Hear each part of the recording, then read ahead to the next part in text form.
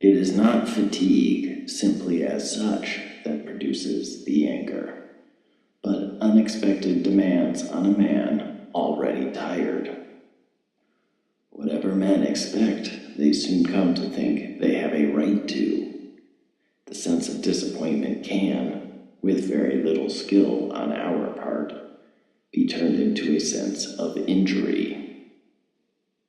It is after men have given in to the irremediable, after they have despaired of relief and ceased to think even a half hour ahead, that the dangers of humbled and gentle weariness begin.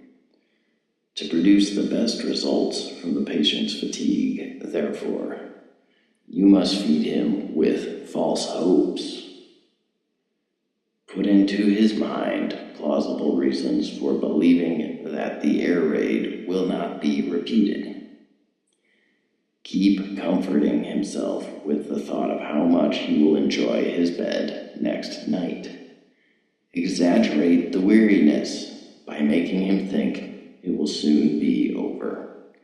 For men usually feel that a strain could have been endured no longer at the very moment when it is ending, or when they think it is ending. In this, as in the problem of cowardice, the thing to avoid is the total commitment. Whatever he says, let his inner resolution be not to bear whatever comes to him, but to bear it for a reasonable period. And let the reasonable period be shorter than the trial is likely to last. It need not be much shorter. In attacks on patience, chastity, and fortitude, the fun is to make the man yield just when, had he but known it, relief was almost in sight. I do not know whether he is likely to meet the girl under conditions of strain or not. If he does, make full use of the fact that up to a certain point, fatigue makes women talk more and men talk less. Much secret resentment, even between lovers, can be raised from this. Probably the scenes he is now witnessing will not provide material for an intellectual attack on his faith. Your previous failures have put that out of your power. But there is a sort of attack on the emotions which can still be tried. It turns on making him feel.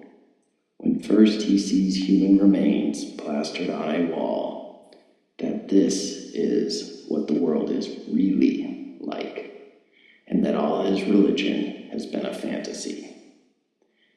You will notice that we have got them completely fogged about the meaning of the word real. They tell each other of some great spiritual experience.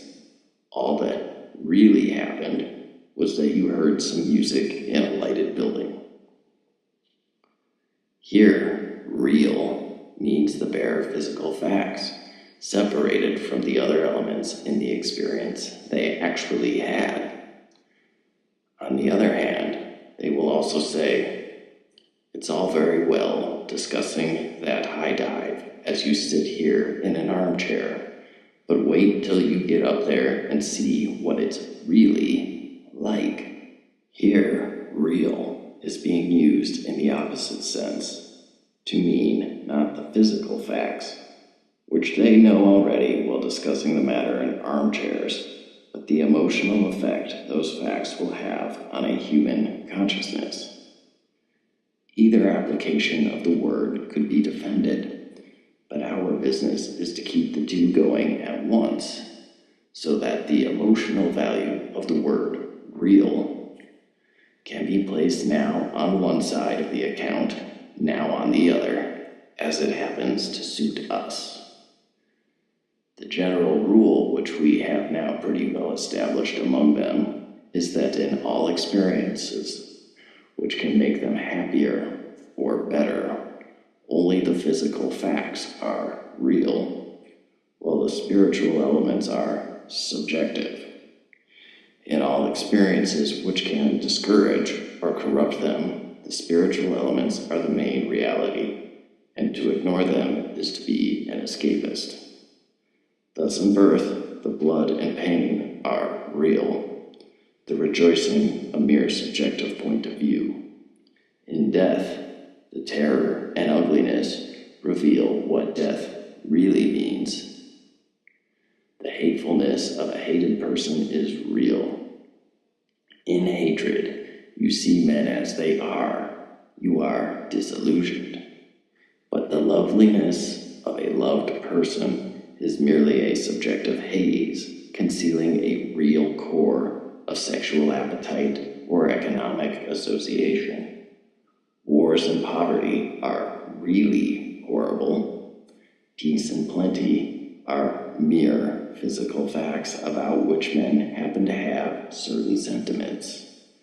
The creatures are always accusing one another of wanting to eat the cake and have it, but thanks to our labors, they are more often in the predicament of paying for the cake and not eating it. Your patient, properly handled, will have no difficulty in regarding his emotion at the sight of human entrails as a revelation of reality, and his emotion at the sight of happy children or fair weather as mere sentiment.